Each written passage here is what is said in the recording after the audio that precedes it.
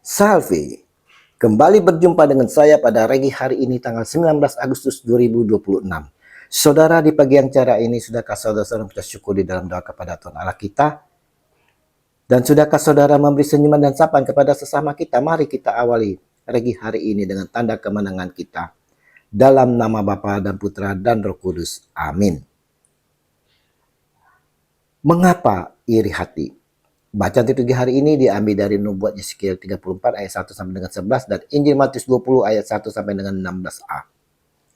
Saudara-saudaraku yang terkasih, setiap kita saudara pasti pernah merasakan iri hati.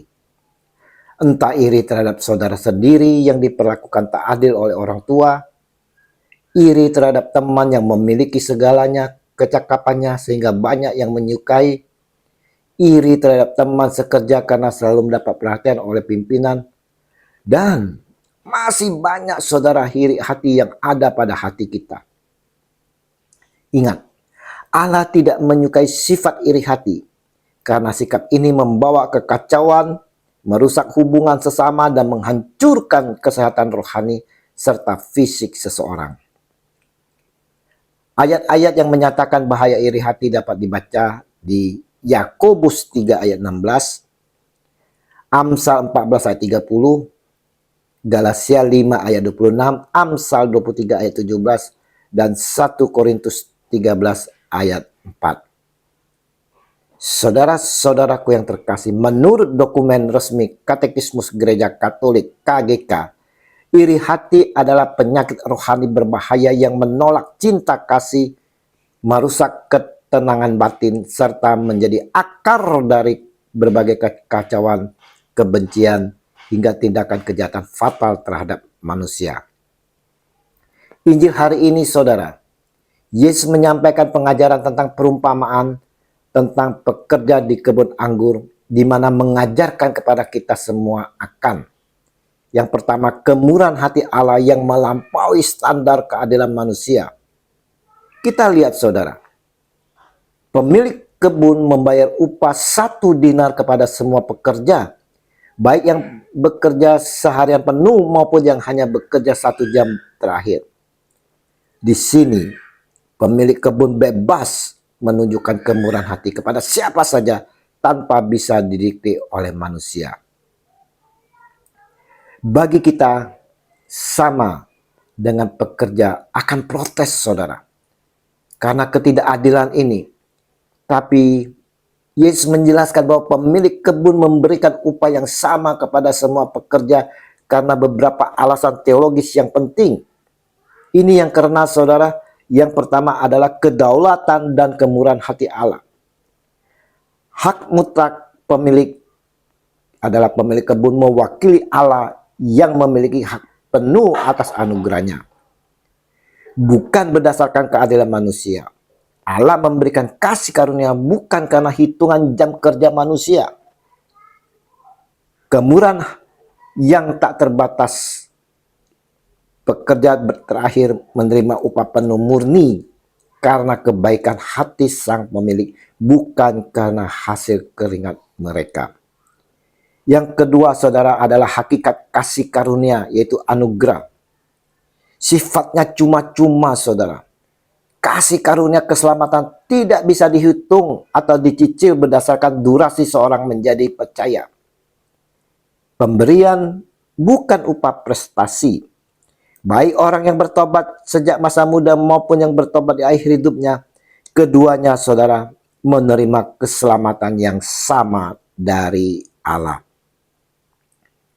Pekerja pertama iri dan protes karena merasa bekerja lebih lama dan menganggap diri mereka lebih berhak menerima lebih banyak.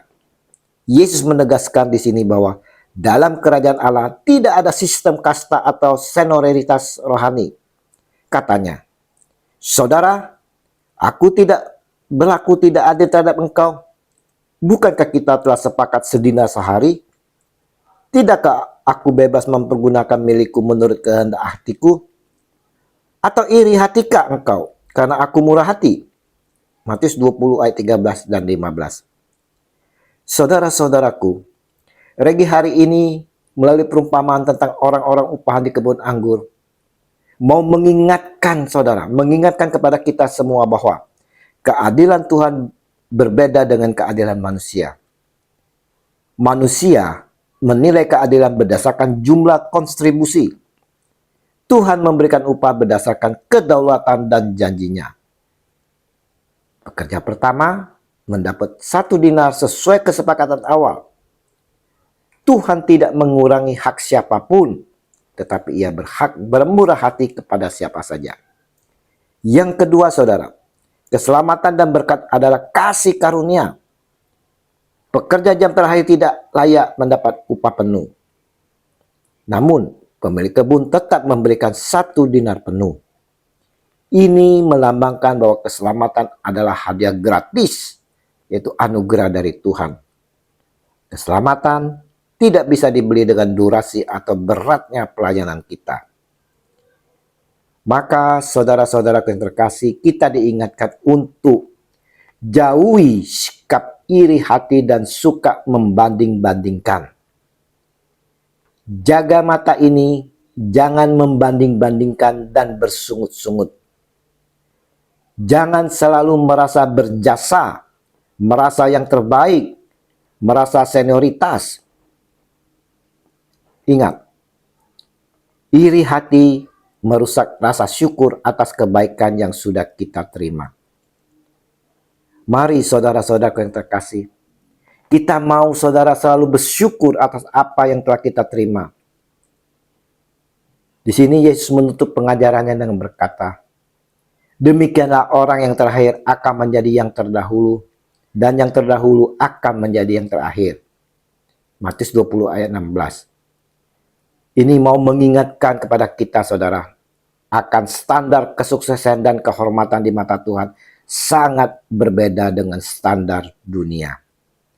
Untuk itu ya teman-temanku, saudara-saudaraku yang terkasih di dalam kasih Kristus, mari janganlah kita iri hati, tetapi tetaplah bersyukur karena kita telah menerima semuanya dengan cuma-cuma. Ya Bapa yang Maha Baik, kami bersyukur atas firman-Mu hari ini. Ajarlah kami untuk selalu bersyukur atas setiap berkat yang Engkau berikan, tanpa membanding-bandingkannya dengan orang lain. Penuhilah hati kami dengan sukacita saat melihat bersama sesama kami diberkati oleh kemurahan-Mu. Jauhkanlah kami dari rasa iri hati dan tinggi hati, demi Kristus Tuhan dan pengantara kami. Amin. Dalam nama Bapa dan Putra dan Roh Kudus. Amin. Shalom Aleichem.